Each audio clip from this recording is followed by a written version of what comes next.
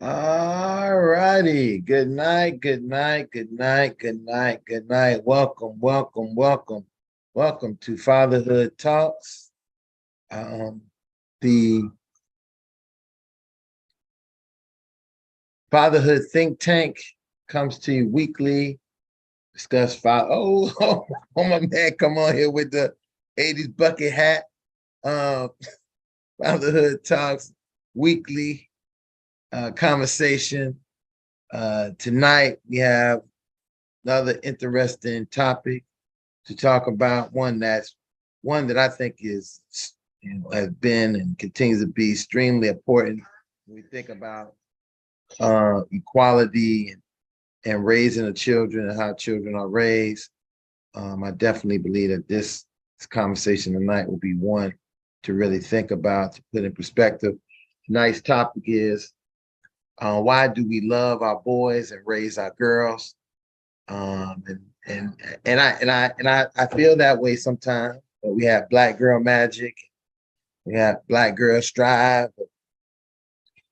We'll say, and we give boys. I almost used I used another photo tonight because I was going to say raise boys and girls the same, but I said, well, maybe it's not how we should do it, but similar to what should happen. I'm Ron Osborne Williams, and again, welcome to Fatherhood Talks. And let the other fathers introduce themselves and we get on with our conversation for the night. Evening, everyone.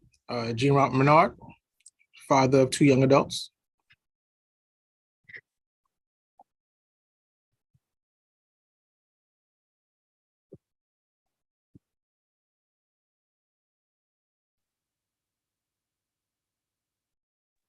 Hey, good evening, gentlemen. My name is Lionel Lightborn. I'm a father to a tribe of 7 young men, not 7 young men, but 7 children and, well, young adults rather. That's 4 young men, 3 young women, and 1 granddaughter. It's always a pleasure to be here with you guys.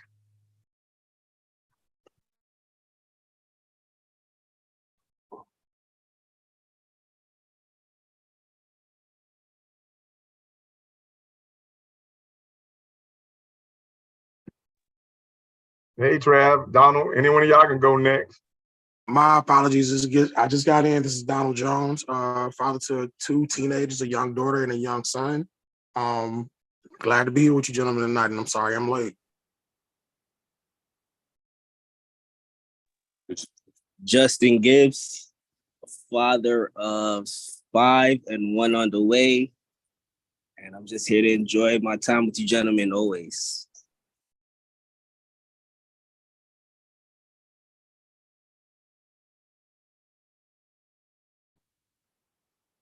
And I'm sure we're going to have some more people come on shortly.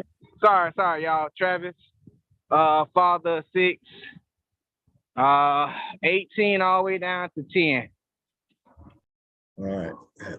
And I know we're going to have some more people join us. Again, daylight savings time kind of been messing a lot of people's schedule up. Some place I heard that they was going to do away with daylight savings time, just have universal time. We'll see how that plays out. So let's jump right into this, man.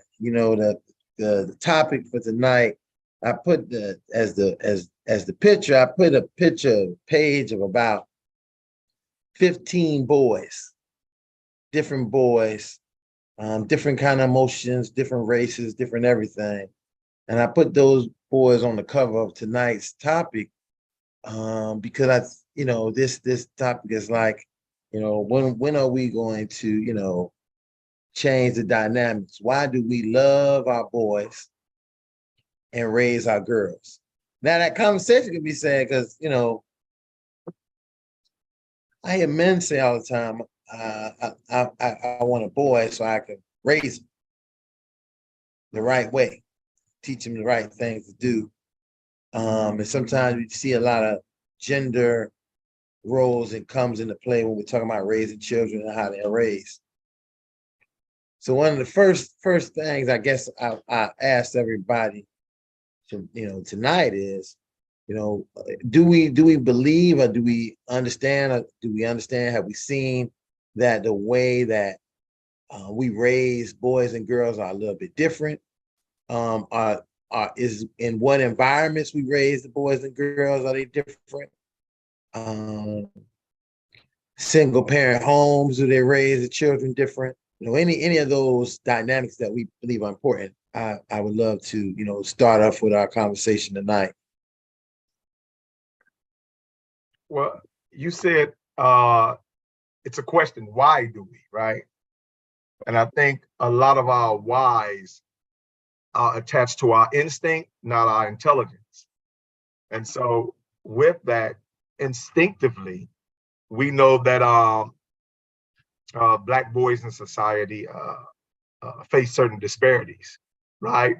So Black boys in our society face a lot of disparities, or the most disparities, particularly in American culture. But Black girls face even more disparities globally.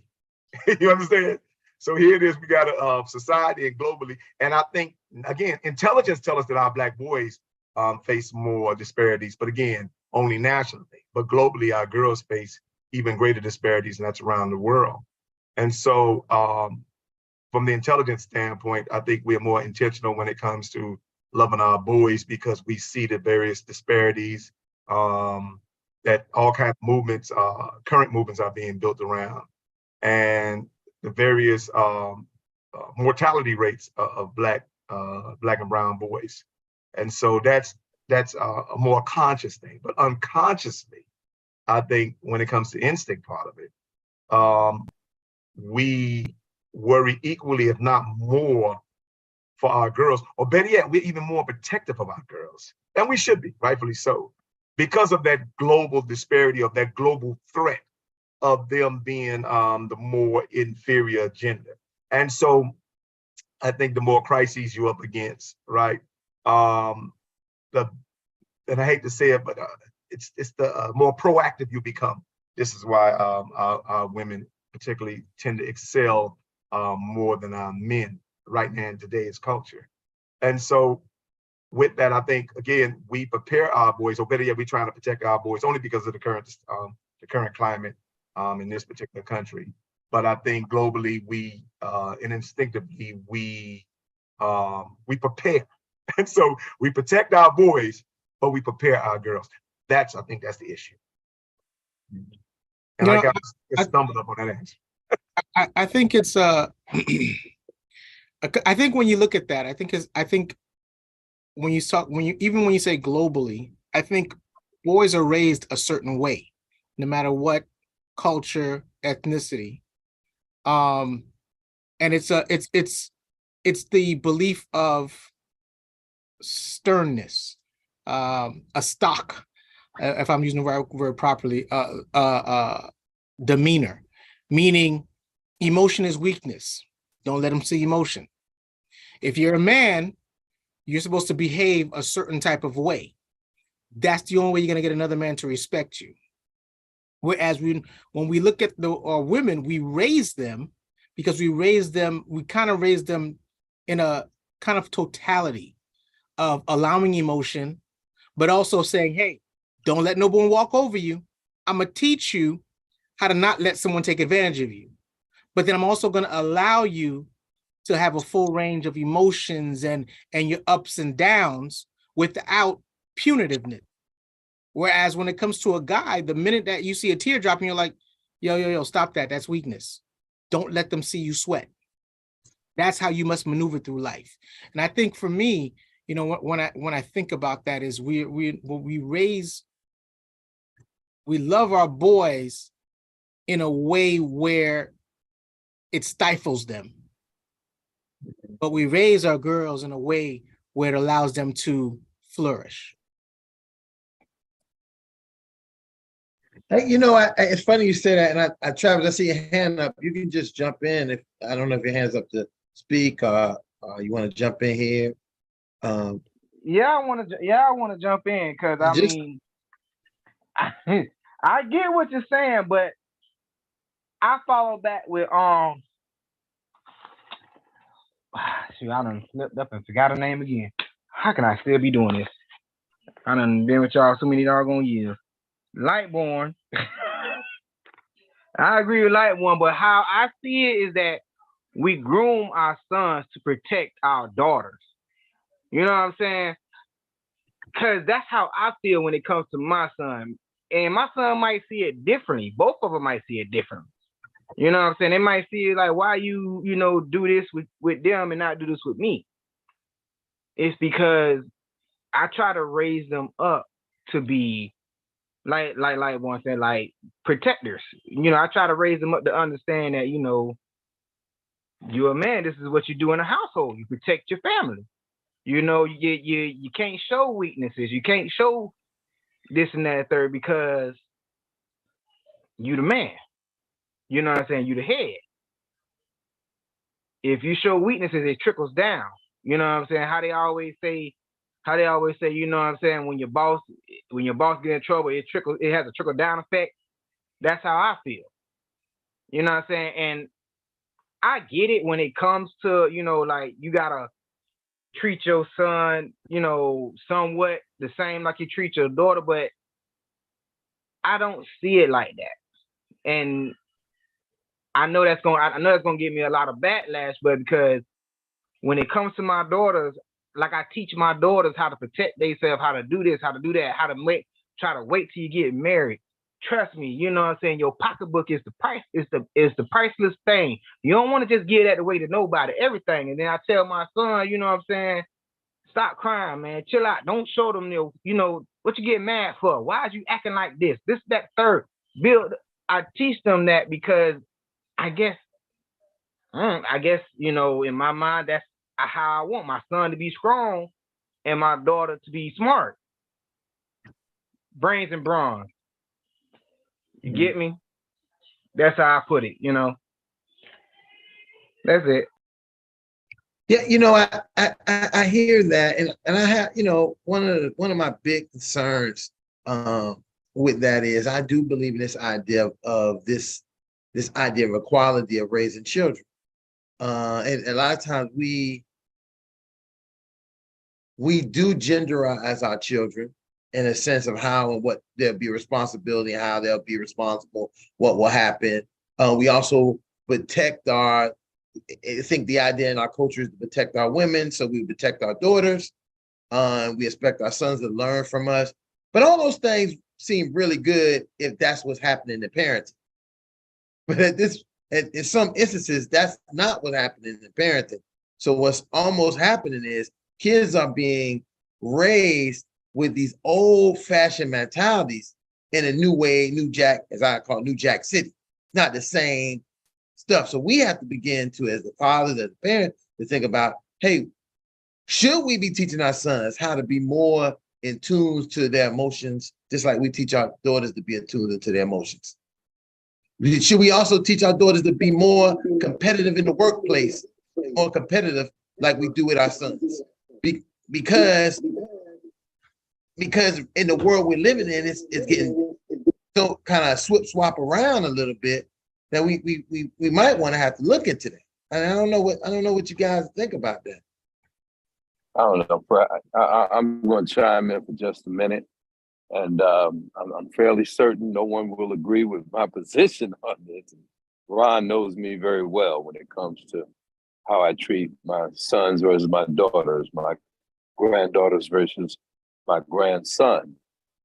And, I think we all grew up in a different world. I'm 64 years old. So what the world looked like when I grew up was perhaps a bit different than what the world looked like when Ron grew up.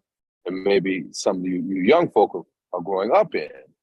But, I say all that to say, I believe, conceptually in what is being said, how we need to perhaps exercise more of an emotional exchange with our sons, similarly to what we do with our daughters. I don't disagree with that.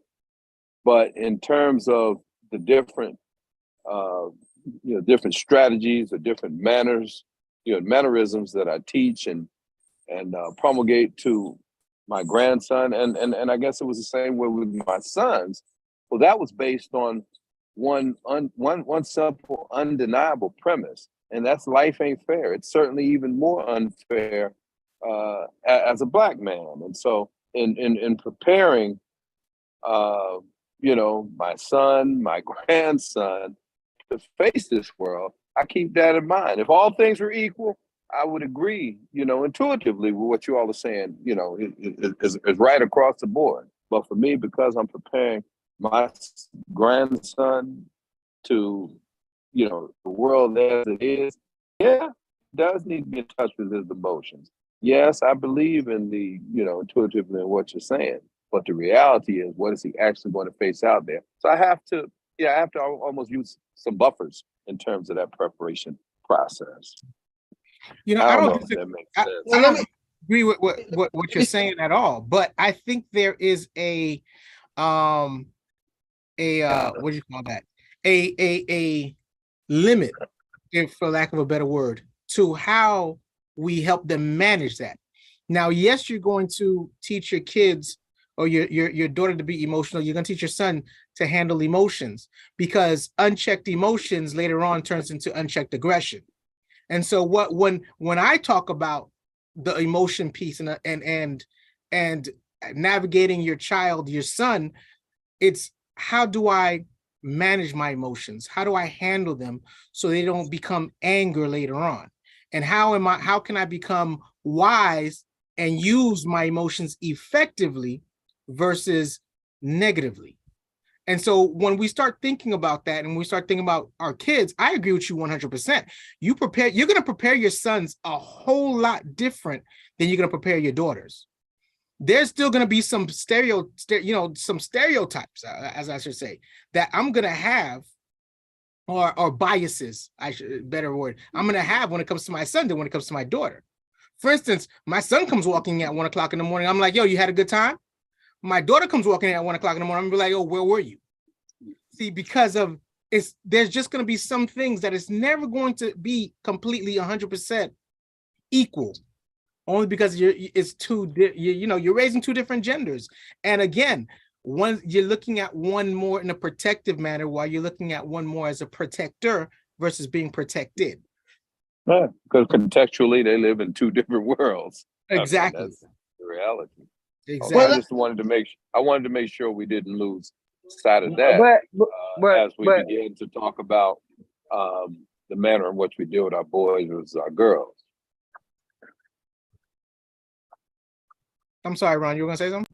Oh, I thought Travis was about to say something. Yeah, I was gonna say, I get what you're saying. I get what you're saying, but you gotta understand, like, okay, the example that you gave, like you saying your son come in, you like, hey, how you had a nice time, and compare to your daughter come in. Now that there, I feel like that's a unisex type rule to me. Reason why I say that, because even though, you know what I'm saying, she's a girl and he's a boy, shoot, you already let her go out. You know what I'm saying? And when you let her go out, all you have nothing but is trust when it comes to your daughter. And when it comes to your son, you how my mama put it, because she put it best when she said it. It's sorry, hold on, I'm sorry, my kid. My mom said, how she said it? She said, because she said to me, like, I forgot the saying. It was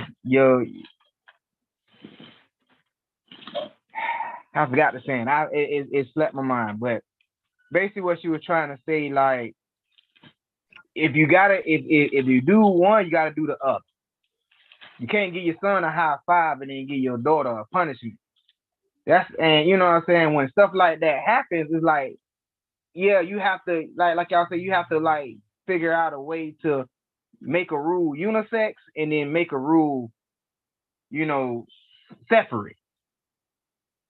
Cause stuff like that, kids see that and then they get that spitefulness in them. And you don't want them to do that. You want them to have an understanding of what you're doing. You know what I'm saying? And I know I'm just sticking on one part, but this, I'm trying to say it for the most, for the overall conversation, is that, it certain things has to be unisex and certain things has to be separated. You know. Mm-hmm. Well, you know what? I believe that's true, but I think that Frank Gaines, Dr. Gaines, brought something out that was pretty important, and yes, he is using that dynamic that he's describing because he also has a wife who him and his wife has raised these children their whole life. So what he may be enforcing as the father to his children, his wife may be offsetting that in the same context, for the children. Like she may not give the girls everything like that. She may give the boys everything. And she may show the love to the boys a little bit different than she showed the girl because she lives in a world that she knows what women have to face. And she's not gonna let the women think that, oh, you're not gonna have to the girls are not gonna have to deal with this and that. As the same thing as we would do as fathers. And so I think that the question really sometimes concerns itself with single parents and how they can try to manage and work at this point of understanding that they may not sometimes fully understand what their gendered child may be facing initially. They may know generally as a parent what they may be facing, but he may not understand as a father raising girls on his own what his daughters are going to face in this world. So he taught them to be what he thought was aggressive, don't play no games, this and that. And then that go to a place where they go to try to find a man. The man be like, yo, you rough, you harder than me, baby. I'm good. You harder than me. I can't even holler at you. So and then we also see, and I'm continue to plead this idea of emotionality that we see in a lot of young men today is especially ones who don't have any. I'm not just saying just being raised in a single parent home with a mother, but not having any influence of male influence to show them how to regulate their emotionality. They take everything sensitive. And I think that speaks to Brother Gaines' disposition that if you raise a son and let him know shit ain't fair for you and ain't nothing gonna be fair. So guess what? Niggas step on your tennis shoes. Well, they just stepped on your tennis shoes and you're gonna keep it moving. Say, they stepped on my tennis shoe. You don't go into a fit and say, I'll kill him because he stepped on my tennis shoe because I can't have nobody step on my tennis shoe. If you have a father that showed you, I whip them shoes up and throw them in the trash, then you learn a different emotionality about certain things. And that's just what I thought I was thinking about that. Ron, you make a great point. And every person on this panel made a great point. But see, how I rear my children, when I do have the opportunity to be around them, I treat both of them basically the same, but I also address situations individually. And what I mean by that is this. My daughter emotionally is more stronger than my son. And my son emotionally is a little bit less weaker than she is. So I have to correct him. I don't stop him from crying. What I tell him is you have to suck up those tears because you can't cry about everything just because things are not going your way. And I don't, how can I say it? I don't come at him with negative connotations of how I talk to him. I just let him know. Dad used to do the same thing, but the one thing that I want you to do, what I'm going to try to do with you, is straighten this out while you're young, because as you stated earlier, Ron, and so did J-Rock, if you become emotionally unbalanced as a man, you wouldn't know how to control it because it does become anger issues when you get older, because I dealt with it personally myself before I actually sought therapy. Because when everything was going on with me as a younger person, I didn't always have somebody as an outlet I can go to, even though my father was in the home. He just wasn't present all the time. But when it going to my mom, it was a totally different situation.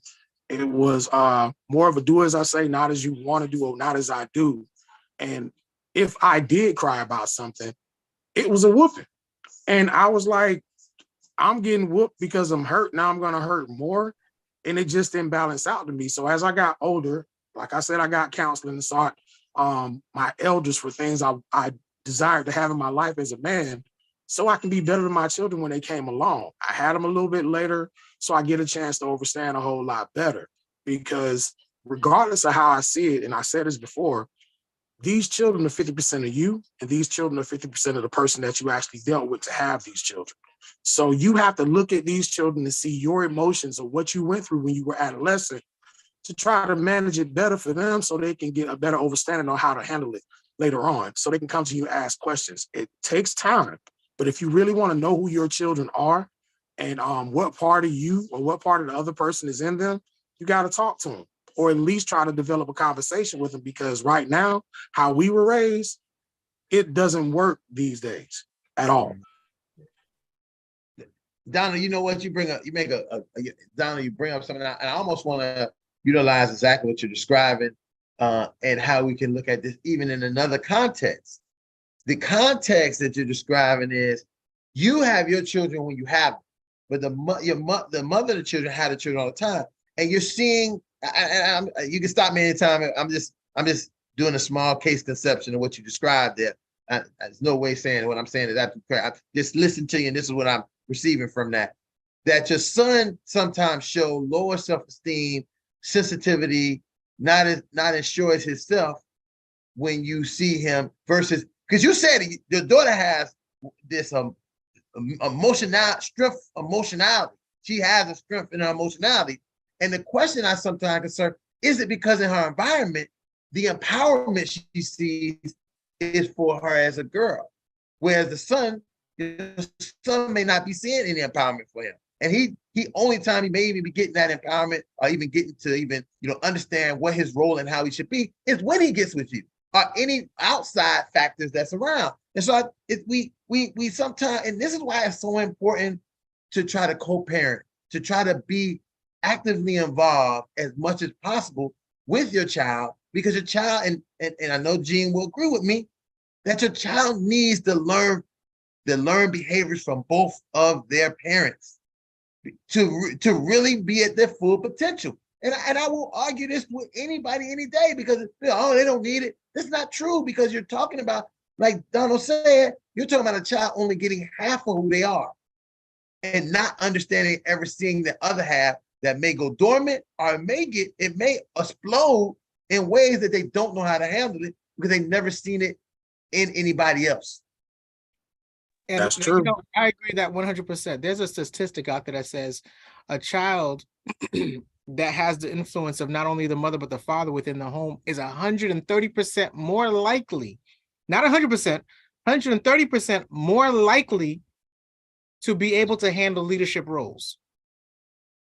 And it's because of that balance that you're going to have. One of the learning of the controlling of the emotions, and the other one is just the ability to express the emotions. And when you combine the two, you're able to not only assess yourself but assess others. And I think that's one of the things that you have to understand, that when we start to learn about ourselves and we start to understand our emotions and we're able to check our emotions, and like Donald said very well, he's able to now teach his son because he understands how to check the emotions.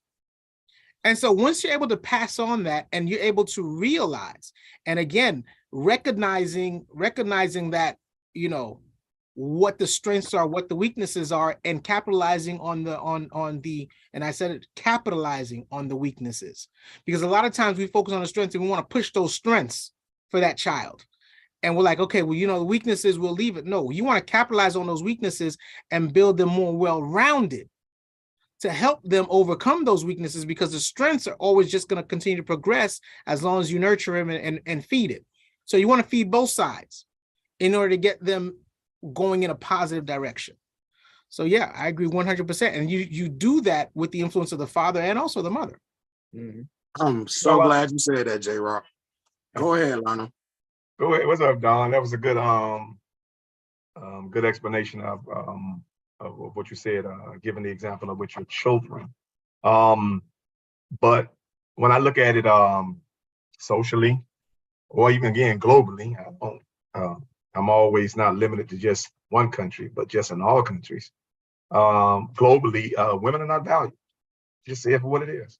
Women are devalued on just about 5 out of 7 continents, if not all 7 continents.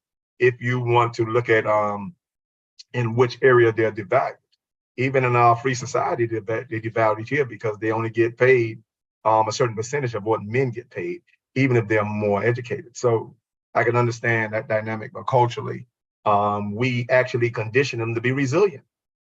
And so when the Bible give a definition about what love really is, and they give a distinct, clear definition about love is patient, love is kind.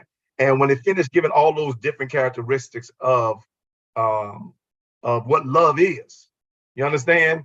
And then it kind of lines up with what we say ladies should be. Right?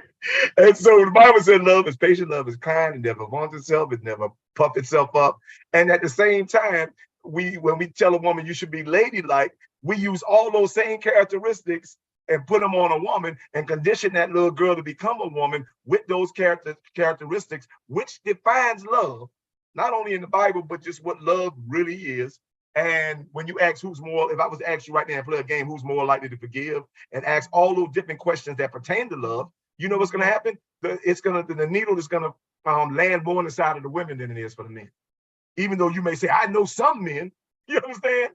But when it comes to majority of time, when I ask you all those conditions and characteristics of love, and I ask you, okay, who's more likely to do it? We would have to almost globally say men. I mean, women, right?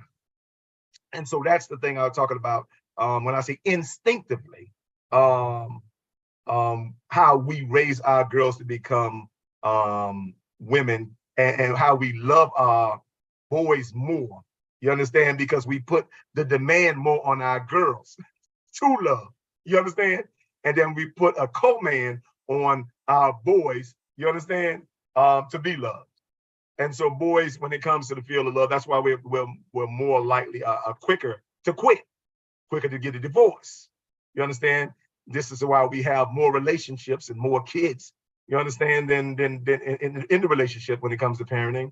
Than the average woman. This is why we bounce back quicker. You understand? Because you have to ask what level of love or which level of investment was the love that we had in the first place. And truthfully, when you're talking about love, if we were to love our women like women love children, then we'd be having a totally different discussion right now. But that's not true. So if you want to ask and want to find what's the validity of why we love our boys more than we love our girls most of the time, you got to raise that question. Okay, do men love women, or do we as men love our women like women love their children, with the exact same pushback? And why do women have more resilience for their children than men have for their wives? I think, but when we go that route, Lionel, you also have to ask, are women? Okay, so men are taught to love women unconditionally. Women are taught to love men conditionally, because it's what the man can do for you that will make you want to be with him and love him. Whereas men are often said, you know, you're gonna take this woman and you're gonna protect her. You're gonna do all you can for her, regardless on how she is. You're going to be there for her through thick and thin. So I think that when you start thinking of it that way, you do have where women, you know, men are loved under condition. And once those conditions stop being met, a woman says, I don't love you anymore. Whereas when a woman slows down to what she's doing, men will still say, I love you. Why aren't you doing this for me? There are men who will leave. Don't get me wrong. There are men who will leave, but statistics show that women are the one who file for divorce more than men do. Well, maybe because I'm sorry. J-Raw, have to respectfully disagree with you on that. Because you know, just globally, that ain't true. You understand? I think you know that instinctively. And so again, I asked you again, if women could love, I said, because there's nothing you could have done in this world to make your mom stop loving you. You got dudes who can go to the chair. You understand? And they mom, if they could take the place of that guy who earned that electric chair, and they could take the place of that child, they would do it. And so I'm saying the tolerance when it comes to, and the love that women show for their children versus the love that men show for their wives. I mean, that's not even, you don't have a statistic for that. And I'm going to tell you that straight up. You don't. Yeah, but Lionel, that's apples and oranges. That's apples and oranges, because I don't disagree with you on that, where a woman will sacrifice for their child, more so than they would sacrifice for the man that they're with. See, I'm not disagreeing with the fact of the love, the unconditional love a parent has for their child. I agree with that 100%. But you can't compare that to the love that the woman's going to have for the person who's their mate, because they're taught to love those two people but you differently. See, I'm gonna tell you something, and this is where you're out of order, because at the same time that that woman, right, is the authority for the love on that child, just like the man's supposed to be the authority for the love on that woman. You understand? And so it's not apple and oranges, and even if it is apple and oranges, it's still all fruit. And so what I'm saying in the fruitfulness of this conversation, again, I'm not going to sit here and excuse men for having the privilege and be biased because I am a man to say, oh, you know what? If we was to apply the love to our women like women apply to children, we would have a totally different world. That is factual. We would have a totally different world. But I know myself, and just speak for myself, I have and was willing to sacrifice women at any petty, non-worldly cause. You understand? Just on how I was conditioned as a man in this particular society, or not only just in American society, but in the world, just for anything. And just to watch the women and then watch them raise my children unconditionally and love them. And I'm like, wow, what did I miss? So I really couldn't even compare myself to a parent or to their parenting, because I knew I would only gave half of what they gave. And that's the reality for me as a man. I had to come to that closure. But society's actually shapes it. But I think that might be is because of what responsibilities are given to men. And what I mean by that is that every woman that's with a man is not with him because she loves him. It's because our society has made it that they may need to depend on. So we go farther back into the beginning of time, the caveman ages. The woman didn't pick the man. The man just may have took her, or she was dependent upon this man because he was the biggest, strongest one who could provide and do the most honey. And then as we move into today's society, that's not the facts anymore. The fact is the woman can make a very big choice of what man she want versus what don't want. And a lot of them don't end up getting a man because he can't provide all the things that she think he should have based on sometimes, I don't know what they basing it on. You know, you gotta have a good, and that's why I come back to this idea of parenting being so important, because many women who have successful, men and women who have successful marriages, a lot of times it's based on their parents and what their parents provided to them as a learned behavior.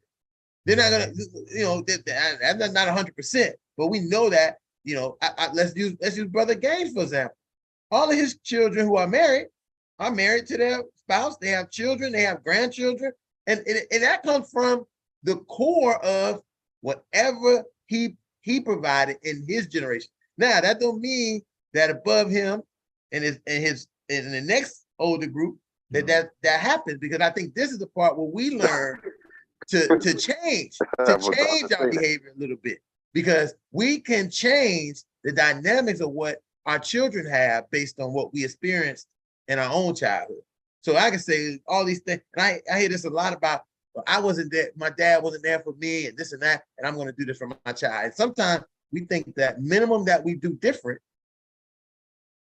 is the thing. But the thing really is, and I come back to this, providing this child to learn the behaviors from the people who provided them with everything they have, to make them well-versed, understanding of their emotions, who they are, who they aren't, what roles they should play, what roles they don't play, and also this diversity that sometimes that we get out of is understanding that I can act feminine in certain situations about something, and it's a way to act also masculine.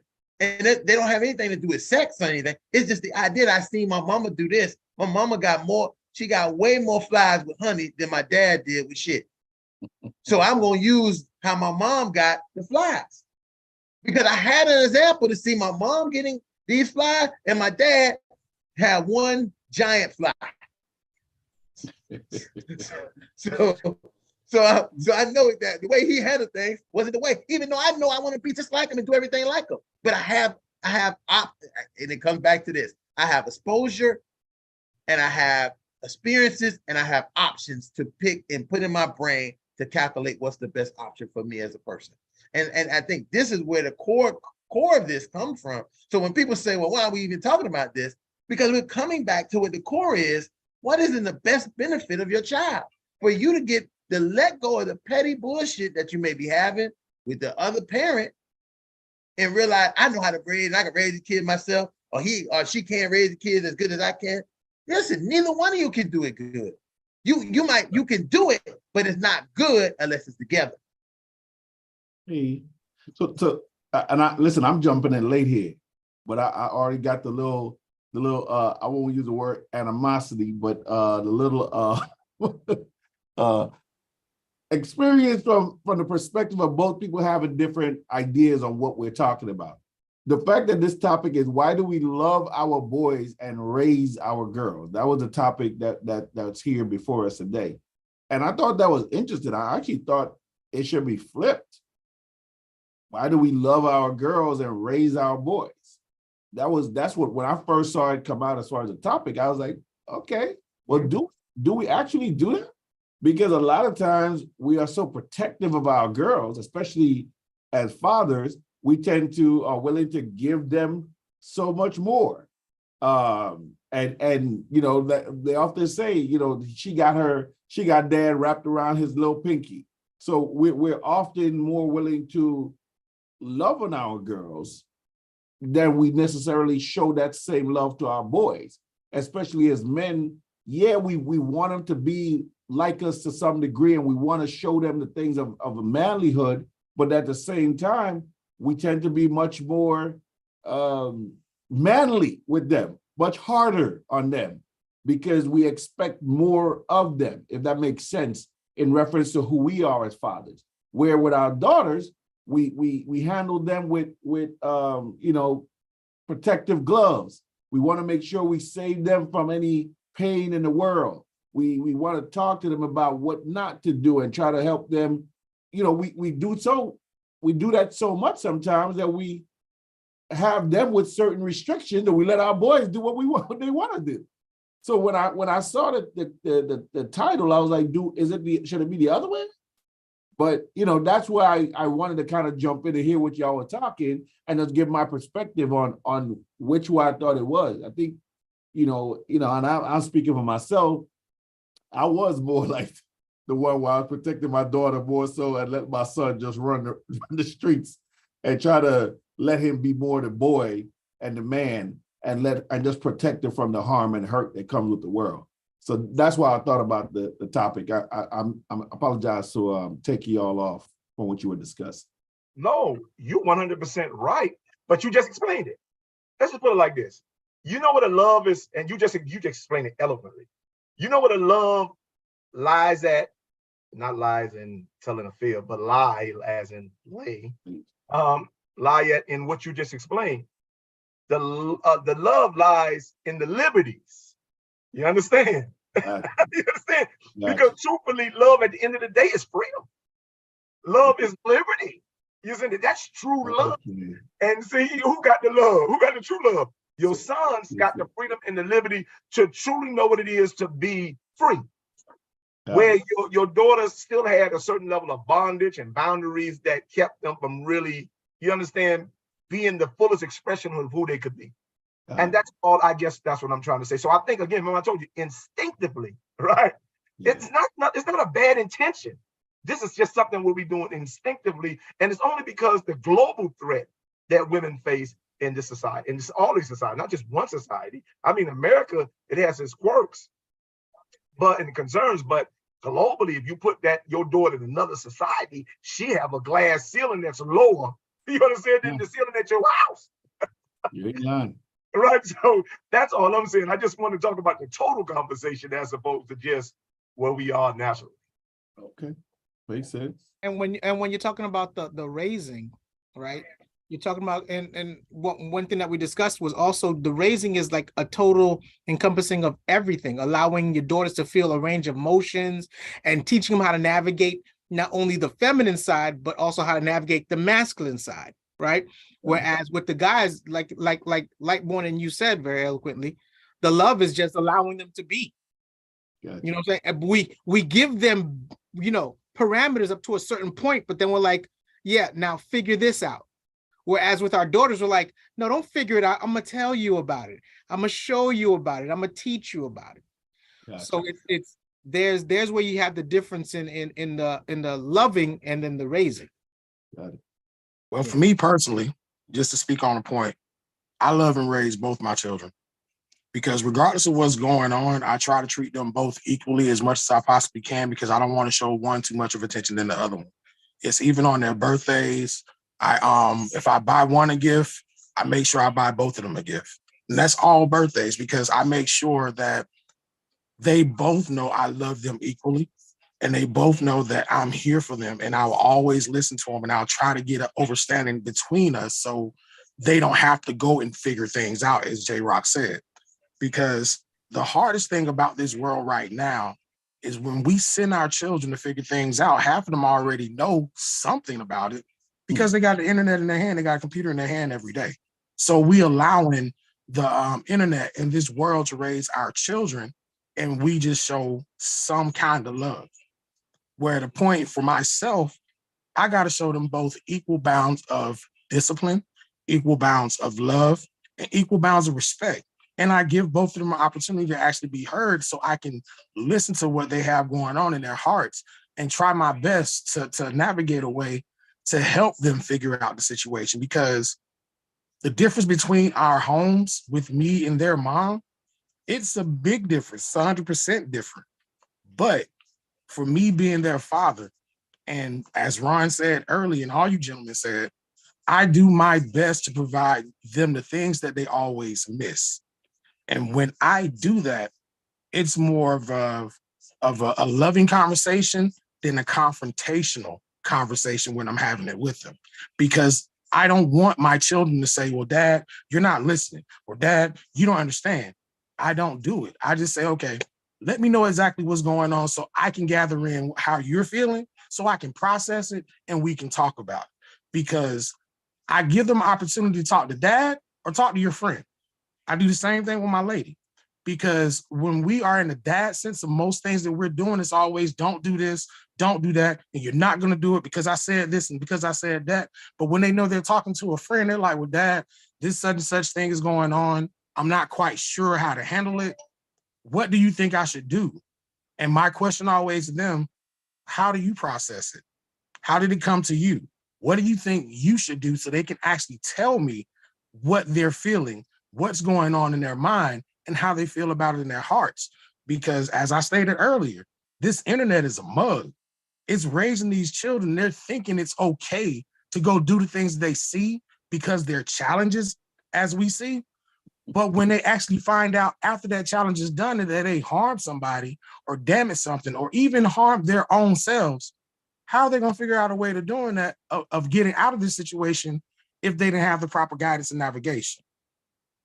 I think. Hold on there, Jay. No, go ahead. No, I definitely hear you because I feel like I love my boy and my son the same way, but I definitely raised them differently because my boy got a whole lot more ass whippings than my daughter did. and that's just because when I did her reaction was completely different than him. He would hear me and he like, and and she would hear me say and she like, okay, Dad. So but I loved on both of them. All those things you talked about, giving them gifts and showing them love. Man, listen, when Ron talked about hugging in many episodes before, loving at our children and all those things, that's one thing my kids gonna say. I showed them how to, what it means to be loved on and hugged on the right way, how to be touched the right way. But I disagree with you respectfully, because even though I raised them and loved on them as much as I can similarly, there was different ways in raising them just because of who they were. So as I said, my daughter was one way when I said X. So raising her I didn't need to necessarily discipline her.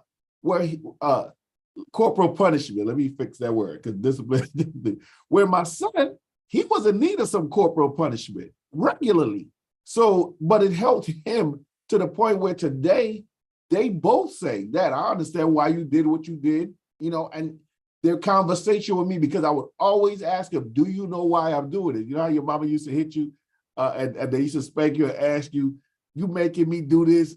I ain't want to do this. And every time they hit you, they say, you know why you getting this? No, I'm crying right now. I ain't know what you talking about. So I would have the conversation with them afterwards so that they could realize it's about teaching them how to do things differently the next time so that I don't necessarily have to do this. And my son would still necessarily earn another corporal discipline. But again, that's why I was talking about in raising them but loving them the same, because at the end of the day, in loving them, the word tells us that if you do not discipline your child, you don't love your child. That's now how you discipline them. It's about how they are as far as children, and you paying attention to that and knowing them as a parent, because obviously we know certain kids need certain level of direction while others don't. And I think that's where the raising and the loving part, some people tend to believe that they got to do it equally for all their kids, because sometimes you got more than two, and it's just impossible to do it equally because they don't equally need the same level of loving and raising. If I'm making sense to everyone, and I'm gonna stop doing that, Ron. You're gonna stop doing what? What you gonna stop doing? Asking that part about am I making sense? Because you always just tell me that at the beginning. Oh yeah, not only that, but again, I just want to make a good quotation tonight. Listen, normally I know one critic of, I'll say one of my own personal critics of our show is that we don't disagree enough.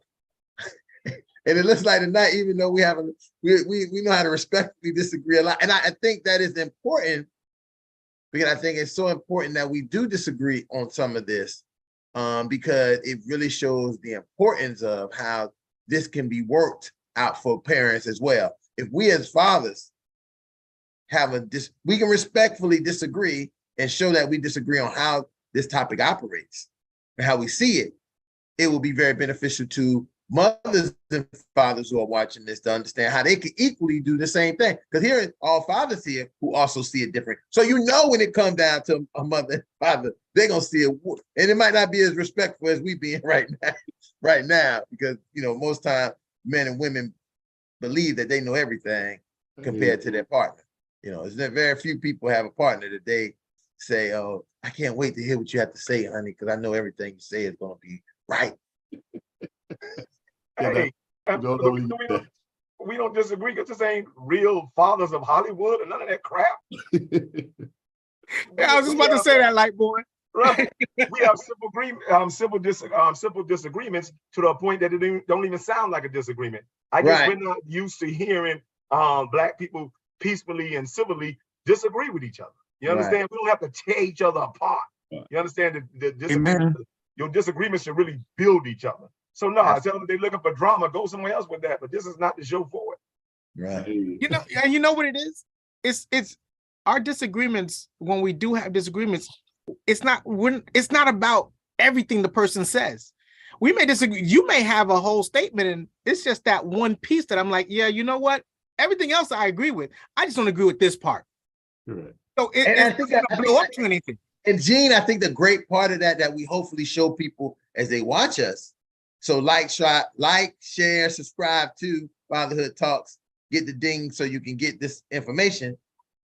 I think the part that they really can get is that when I do disagree, I'm only disagreeing from my perception of my way and how I see it. But that doesn't make the other person's way wrong. Because we talk about this all the time.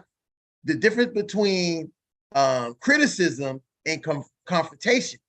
We have a very healthy confrontation because we listen to each other. We talk about especially these topics that can be very difficult for regular people to talk about. And we confront what we either feel is correct or what we feel is different from our perception.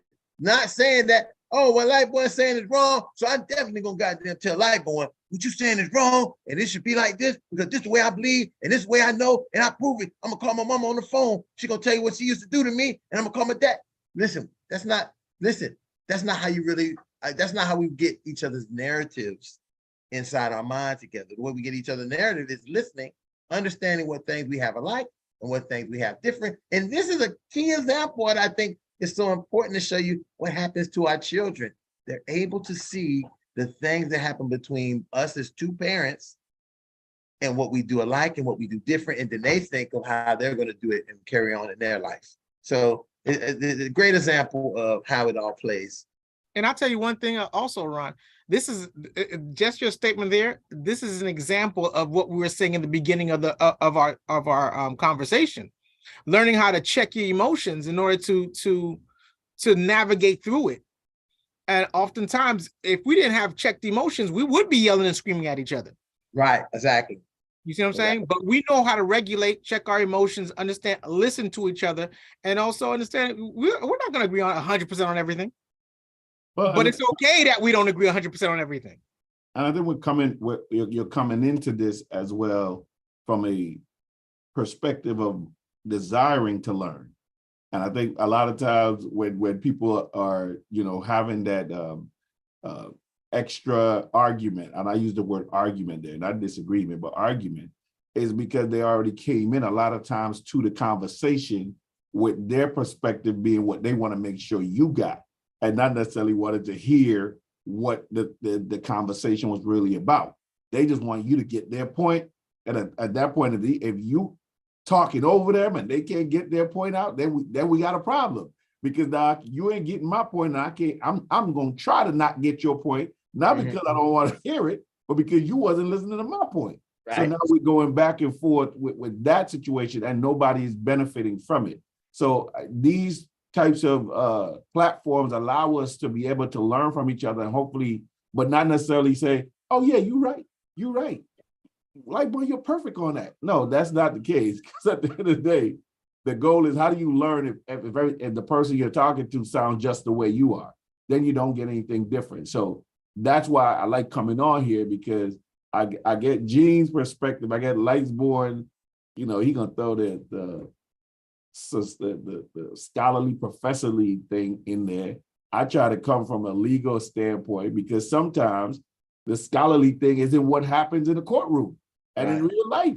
As much as we want to be that way, as Lightborn said, and the way that we would like to be, we know what the world has shown us actually is. Like, they teach us in school the theory, and when we get to the courtroom, it's the practical, and you're like, listen, let me throw this book out the door, because it ain't helping me no way in what is really happening in this courtroom. So, and that's this thing about life that we live as parents as well. I mean, I don't care how many books you read on parenthood and being a good father, is not till one, you start experiencing it, and then two, surround yourself with like men who can help you through this process. I don't know if when I was younger, I would have logged on to Fatherhood Talks, honestly, because my life was so crazy with trying to, one, get to the bag, as they say, two, raise this household, and three, maintain a marriage, and yet still have some sense of me. And that's a whole lot to do. And, and I'm honestly saying that at this point in my life, I understand how Fatherhood Talks is good, because it's allowing me to be a better father at this point for my kids, where the 20-something-year-old Johnny, who was just coming out of college and just learning about living, I necessarily may not have logged on, even with the time that we do have to be able to do it here in the convenience of our own office, room, house, whatever. I don't know. And that's why for me, it's so important that every time I see a young man that got some kind of drama with his mama or his baby mama, I try to always bring him on here, because I didn't have somebody on this kind of platform to have somebody do it for me. So keep doing it. But somebody, I very often, we know that young people have to also go through their own experiences, right? Yeah.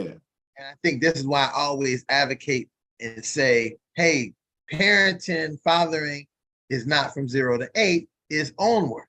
Because both of your children, from your experience here, will get to also, because they too grown to come on some call like this. They don't have time. They got to do.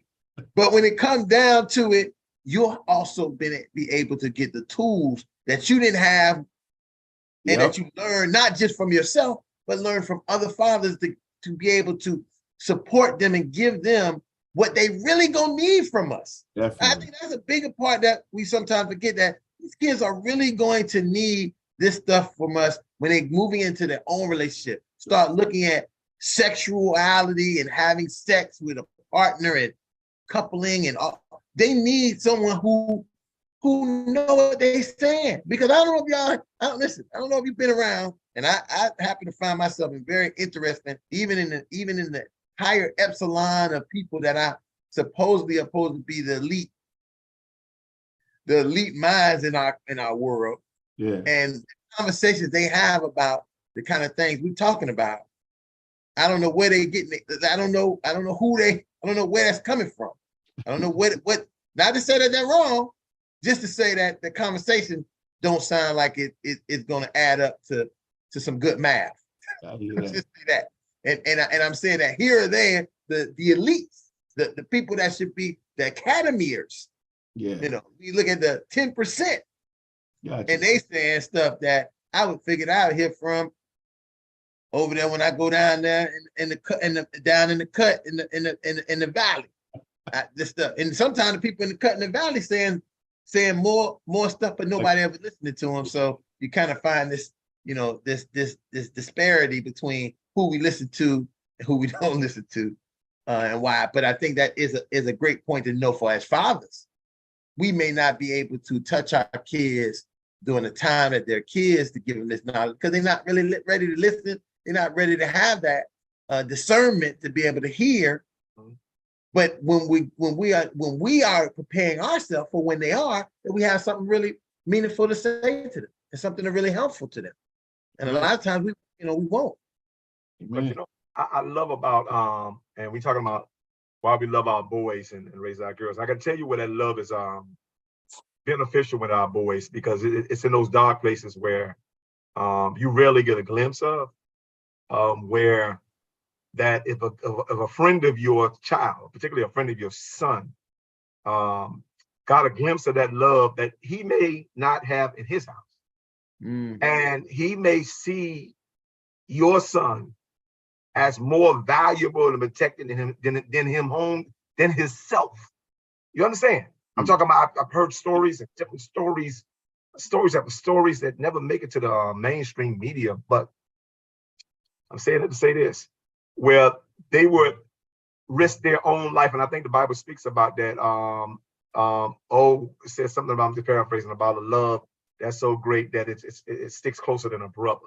And so you have a friend that primarily on the love that parent have for their child, deemed it more important for him to protect their son and value their son more than he valued himself. You understand? And so he'll be quick to sacrifice himself for your son because he believed that your son have more to live for, even though your son may be the most disobedient. And so with that, those are the stories that really never make it to the forefront. That's my job to bring them to the forefront. I've seen, I mean, I could just pull anyone from my head. I think of this particular one, this young man who was raised good parents, good grandparents, or whatever the case may be. And what happened was he wanted to get in the hustler game, and the guys, you know, finally they came to kill them. And the guy told him, he said, no, don't worry about it, just stay put. And they're getting shot up in the car. He was getting ready, you know, instinctively, he was just getting ready to run, jump out the car, whatever the case may be. He said, no, stay put, it'll be soon, it'll be over soon. I remember that. That's one of them stories that sticks out like very hard for me. It happened more than 20 years ago. And true to form, what he told his friend, who was raised correctly, you may attribute 50% of that to God blessings being over his life, but the other 50% is to the fact that that guy thought more of his friend than he did of himself. And that guy did die. And the friend did get shot in the leg, but he lived. And I'm talking about with a car being shot up on both sides. Just the fact that he loved his friend so much, he just told him to be still and be over soon. And that's one of them stories that stick out. So with that, those are the stories that don't make it to the forefront. All those stories of love, when love really do penetrates the heart of our children, or particularly the hearts of our boys who we do love, and they do need it given the circumstances.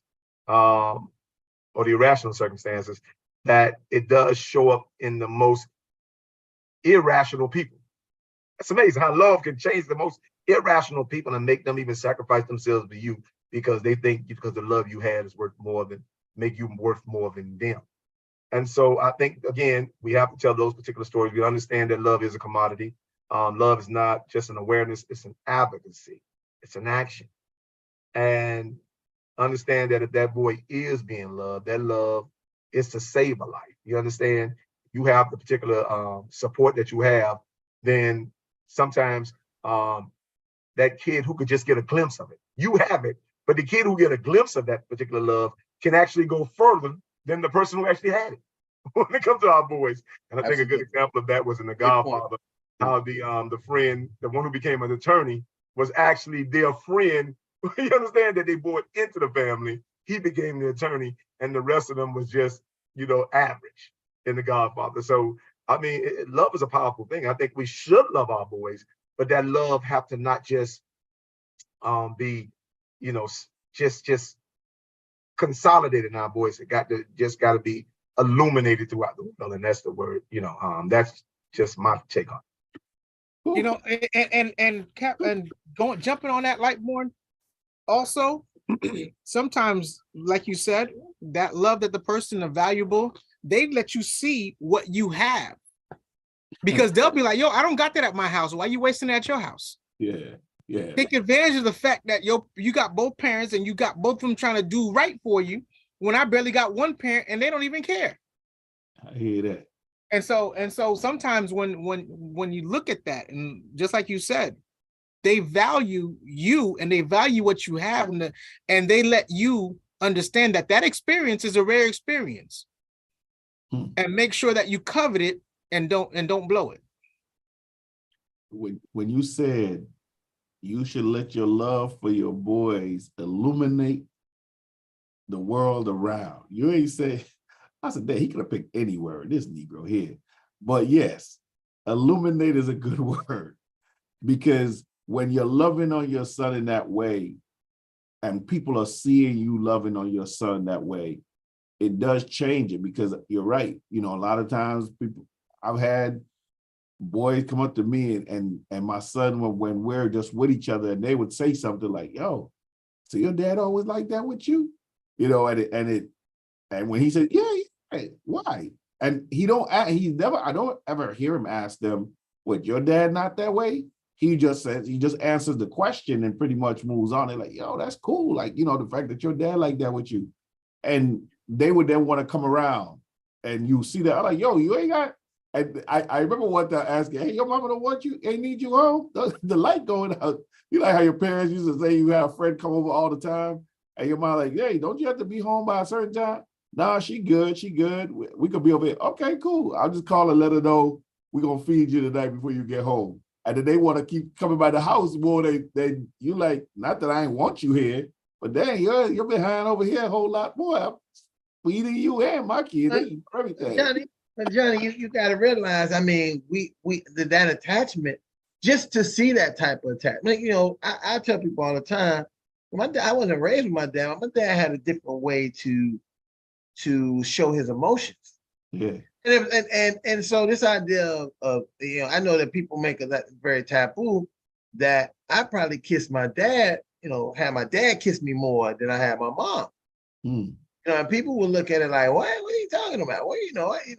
Yeah, because that was he was that kind of emotional, he was comfortable, and he was like that.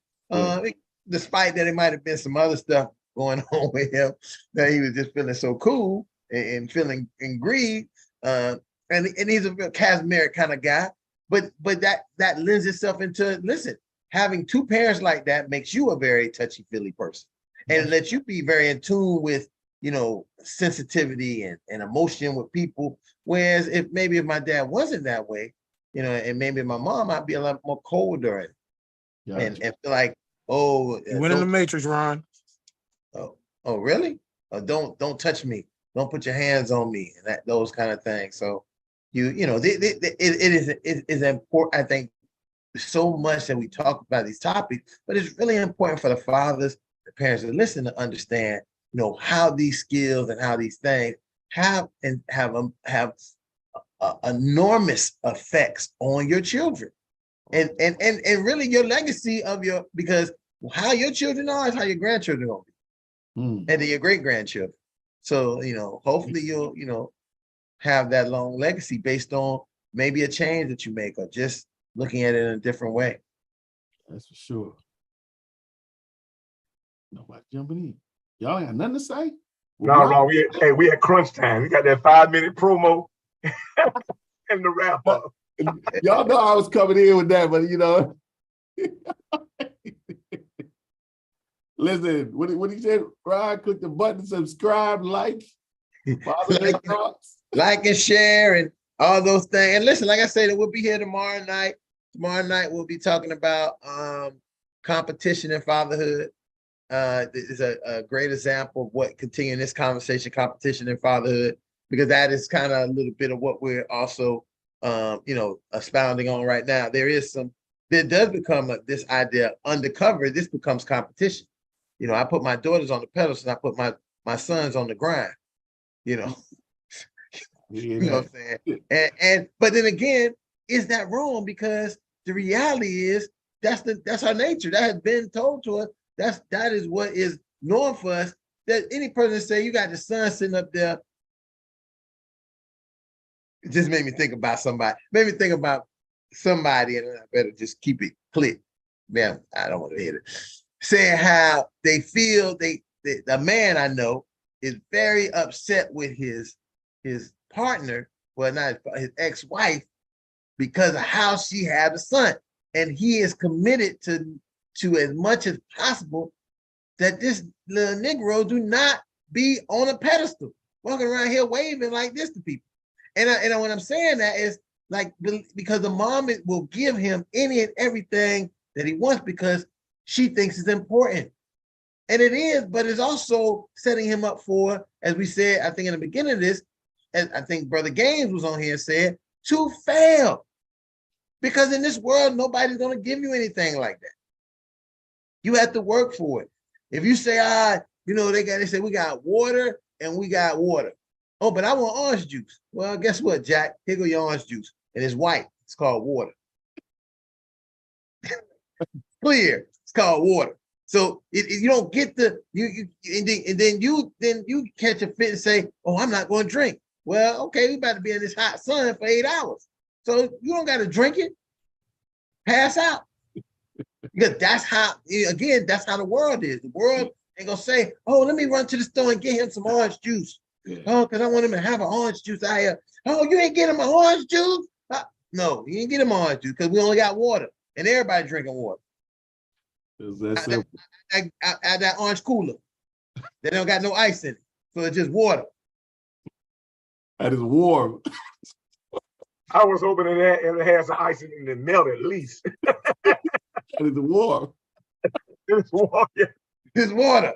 There's water in the faucet. Jack, get out here. Let's go. Straight from the outside hose, huh? Boy, they don't know nothing about that part, how we were raised. Right. Don't come in my house until the sun down. That's a good one. Yeah, you're right about that one. I almost forgot. You gotta be out here, go out and do your thing. So we definitely, I think it's vitally important that we really think about it. And as parents, we think about what our kids are watching us do that they are picking up from our emotional part of us. We'll pretend like I think the biggest fault and failure that we have a lot of times in our parenting is believing our kids are not smart. Believing that they're not intuitive, believing that when they're infants, they're not learning at infancy.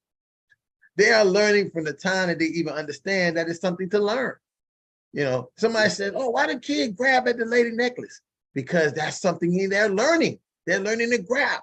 Oh, that thing is shining. I want to see what it is. I want to feel it. And they might pop the lady necklace and everybody's mad. But guess what? Don't get mad. That means your brain is working. The brain is starting to say, what is this thing shining? Can I fit my arm to go over there and grab it and touch it? Matter of fact, I want to pull it off and put it on my neck.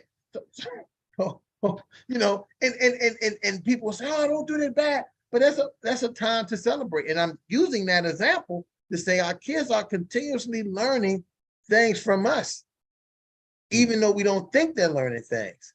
You tell them to go in the other room. You think they ain't, listen, I know every conversation my mom used to have with everybody and everything, especially if she told me to go in the room. That means listen harder.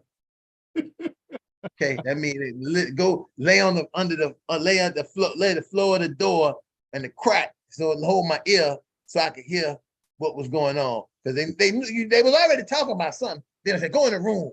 Oh yeah, go in the room. I'm about to get the thing, listen to the, you know, when you live in the projects, you know, the wall's not that thick, so you can kind of hear everything.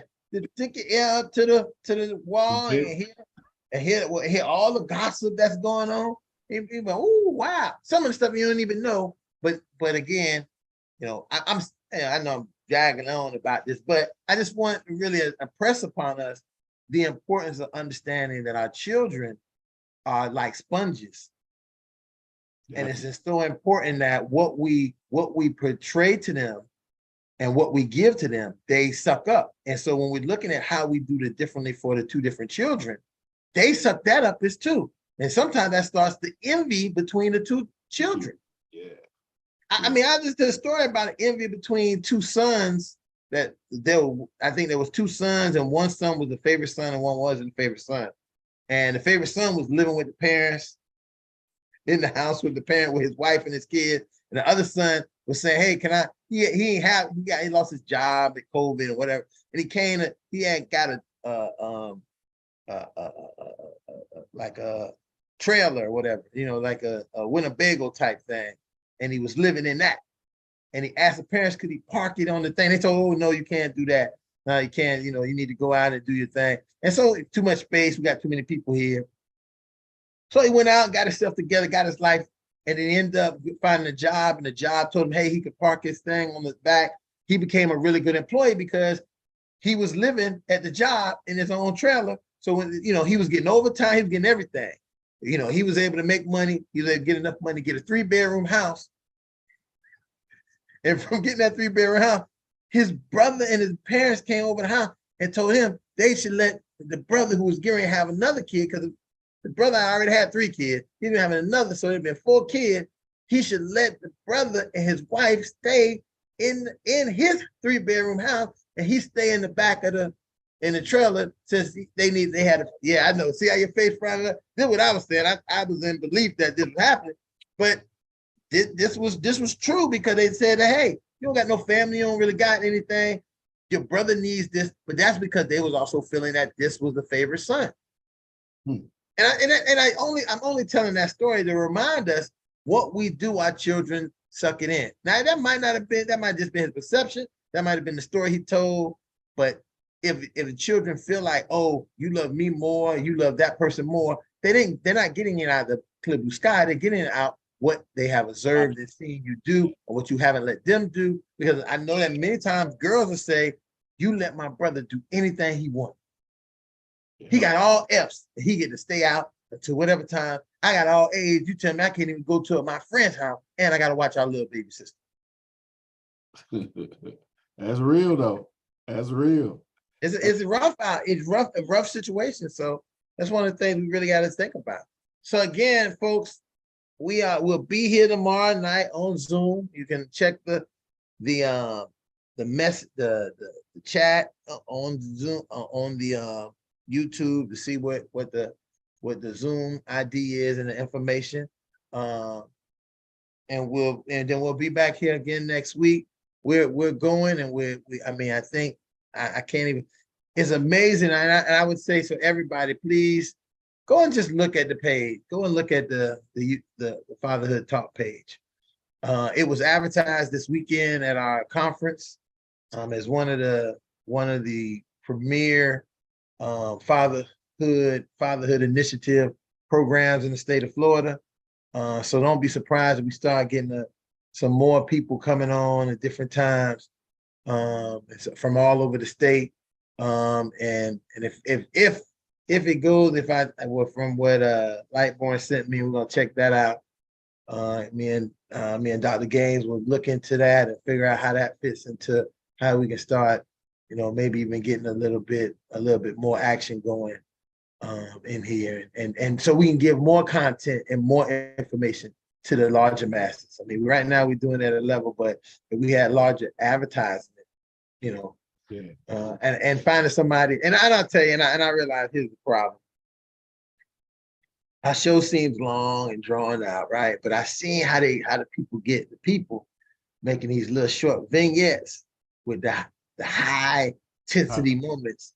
Yeah. But I mean, I don't know, we don't have too many of those. So maybe we just gotta kind of we gotta find the moments where I can find a clip of Lightborn saying something extravagant.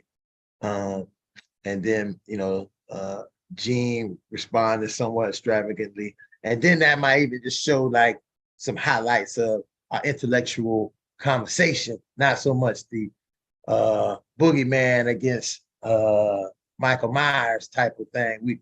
We're not here to show discord. We're here to show empowerment and love for one another in our journeys through fatherhood. And I think that's more important. So if I cuss them out and then uplift them, won't that be part of the point that we need? Well, I mean, we try to stay away from cussing anybody out, but we do believe in sharpening our iron. There you go. There's a way to sharpen iron through our own examples of ourselves and the peer pressure that you may receive. And somebody say peer pressure, that's not good. You know, conformity and realizing that, hey, it's not okay. Somebody might say it's okay to slap the taste out of somebody's mouth. And they might not feel like, they may feel like individually it's okay, but when they become a part of a group and that group can influence and say, hey, that's not the right way to handle that, that's not the right way to treat somebody, they may be a lot more apt to see that point of view as they be a part of that group. Makes sense. Understand. Makes sense. Well, you know, the only tweaking we have to do, again, we want to get away from the fatherhood talks brand and just navigate more towards the Fatherhood Think Tank. We don't want to be a program. We want to be an initiative. Remember, the program is like a fishing pole. The initiative is like a dragnet. Always remember that. If you don't remember nothing else. And so it's what the initiative is more widespread. You can still keep the Zoom format because more people are more likely to commit to the Zoom format than they would in the in-person program. And just use what's at our disposal. I mean, I don't think we have too much changing to do. I think the titles are very awesome. I think the titles will grab you because of the titles are one of the most exciting things that we do have. And so that's a plus within itself. As far as the TikTok promos, the 15 seconds to 30 seconds promos, you can always go back and find something that any of us said at any given time that can actually project and be used as a promotion. But I think we got one of the hardest things going. You got over 1 year worth of shows, which can probably translate into several episodes of a pilot if we were to ever get a live show or something like that on TV. So I don't doubt what we have. I think everything we have is authentic, and you can never fake that. So sometimes wisdom and knowledge is so priceless. It take a while for it to grow, but boy, when it grows, you know, you don't want a great wood, you want a redwood. It's been over a year. Nah, man, y'all talking crazy. It's a year. It's all crazy talk, man. There you go. There's your snippet right there. You can. I think once you put this show online, you count them, it's going to probably be up to 52 shows or more. Right, exactly. Wow. Okay. Well, the gentlemen, with that being said, I guess we're ready to close out. We're right here at 8. My clock says 8:40 or something, so that puts us right on time to starting on time and ending right on time tonight. With that being said, fathers, you want to repeat after me? Sure. I am I am a man of honor. I am a man of honor. I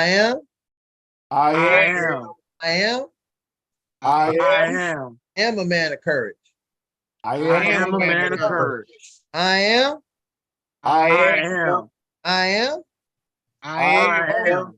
a man of respect. I am a man of respect. I said, fathers, I said, I am. I am. I said, you are. You are. I say we are We are championship championship fathers. Fathers. Yes, sir. And Sir. we'll see you all here tomorrow night. Fatherhood Talk Zoom. Topic is competition and fathering. And thank you all for joining us tonight. And thank you, gentlemen, for your time. And we'll get back at this again tomorrow night. And if not, we'll see y'all next week. Good night. Night, night. gentlemen.